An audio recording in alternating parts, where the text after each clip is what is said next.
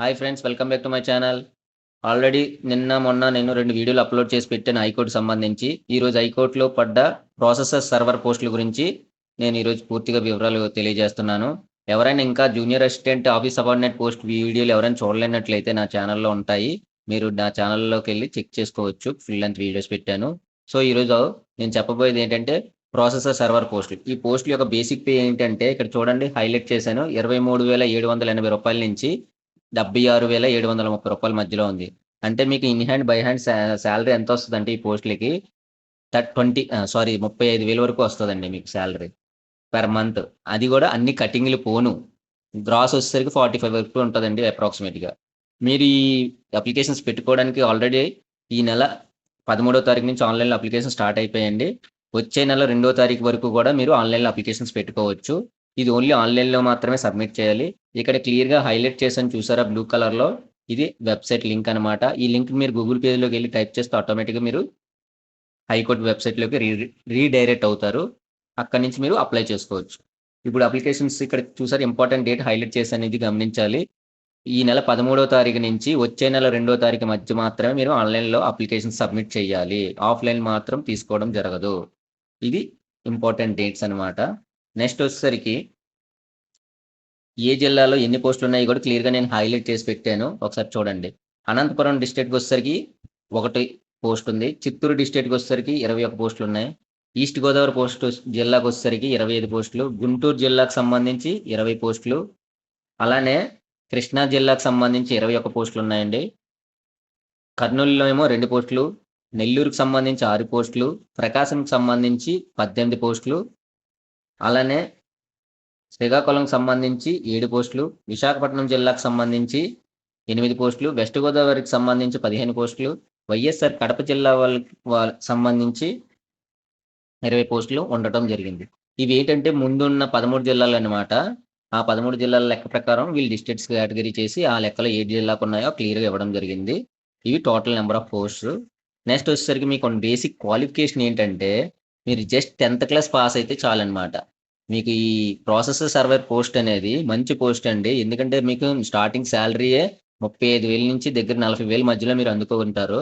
ఇది 10వ తరగతి మీదనమాట. ఎంత అద్భుతమైన అవకాశం అంటే మంచి అవకాశం ఎవరు వదిలీయకండి. అప్లై చేయండి అందరూ గూడా. ఇది మెయిన్‌లీ మీకు కావాల్సిన క్వాలిఫికేషన్ ఏంటి? ఓన్లీ 10థ్ క్లాస్ అనమాట. 10వ తరగతి ఉంటే సరిపోతుంది ఈ పోస్ట్‌కి. నెక్స్ట్ బేసిక్‌గా అన్ని జిల్లాల వాళ్ళు మన తెలుగే కాబట్టి తెలుగొచ్చుండాలి.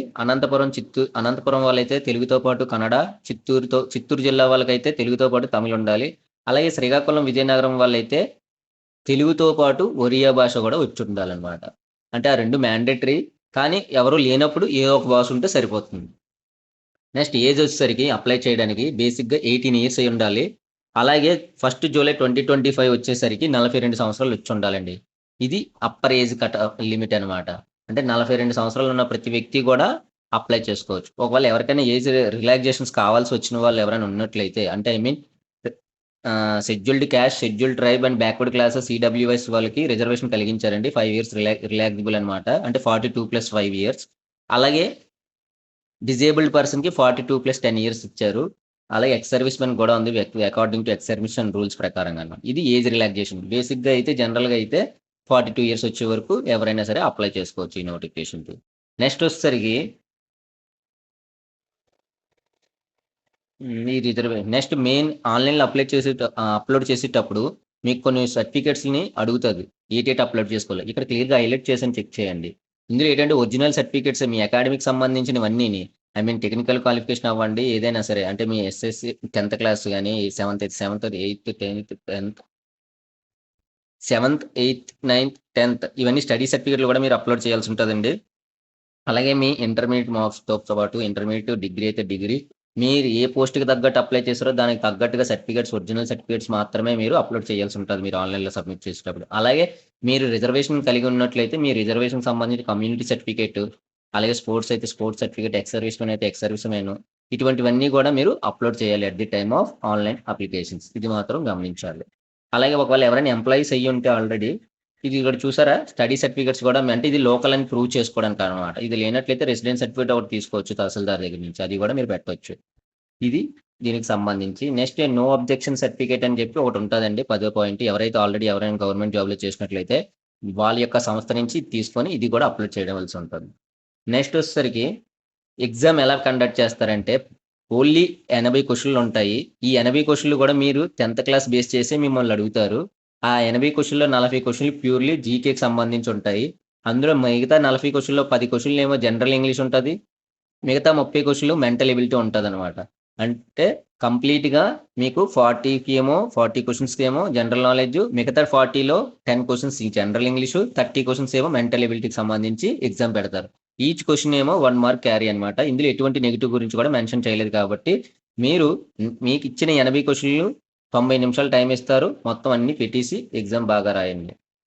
సో నెక్స్ట్ వచ్చేసరికి సిలబస్ చూసుకుంటే general knowledge, general English, mental ability అంటే 2 కేటగిరీల కింద డివైడ్ చేశారు యాక్చువల్గా. Part A general knowledge 40 questions, part బిలో జనరల్ ఇంగ్లీష్ 10 మార్క్స్, అలాగే మెంటల్ ఎబిలిటీ 30 మార్క్స్ అనమాట. ఇక్కడ సిలబస్ కూడా క్లియర్గా ఇవ్వడం జరిగింది. మీరు ఇక్కడ కరెస్పాండింగ్ అబ్జర్వ్ చేయొచ్చు. జనరల్ నాలెడ్జ్ అంటే ఇండియన్ ఆర్ట్, కల్చర్, డ్యాన్స్ అంటే polity, history, economy, general science, అలాగే day to day current affairs, ఇండియాకి ఎస్పెషల్లీ ఆంధ్రప్రదేశ్ సంబంధించి. ఇంగ్లీష్ వచ్చేసరికి 1 వర్డ్ సబ్స్టిట్యూషన్, మీనింగ్స్ అనమాట, opposites, in synonyms, antonyms, spelling error, idioms, phrases కి సంబంధించి.